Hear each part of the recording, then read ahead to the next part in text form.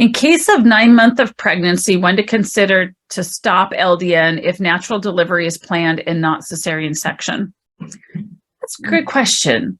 I mean, I know a lot of people that took LDN even during their delivery, because a lot of people don't use pain medications during their delivery. So here's the scenario. A lot of babies like to be born in the middle of the night. I don't know why, but it just seems like they like to show up. Maybe because it's dark outside and it's dark inside. I don't know. My daughter's a labor and delivery nurse and she doesn't know either. So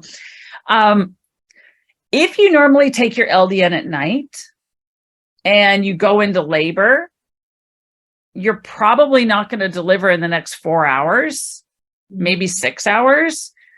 If this isn't your first baby and you pull them off pretty quick, maybe you won't need pain medication. But I will say, let's just map out the worst case scenario.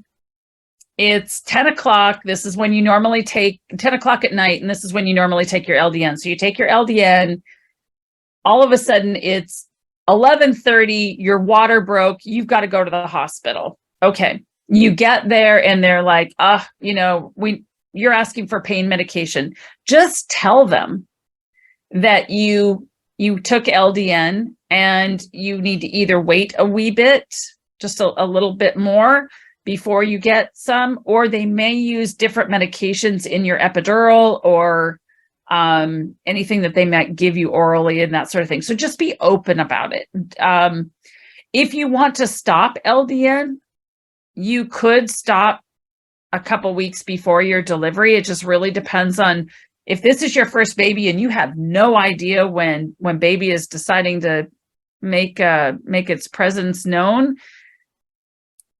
Just stop a couple of weeks before your due date.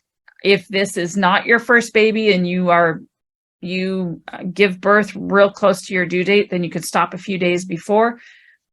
But I do know of people that have taken LDN and have needed an epidural within a few hours, and either number one, they wait, or number two, they use other medications for that process. They're just really upfront and open with their anesthesiologist. Anything to add, Sam? I normally say they're at week 37. If you're like, I want to stop this, I would stop at week 37, because then you're kind of in the clear.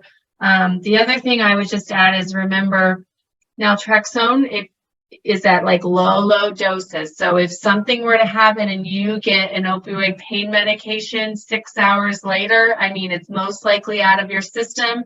And remember, for reversal with naltrexone for opioids, we're talking 300, 150 milligrams. So we're talking extremely different doses.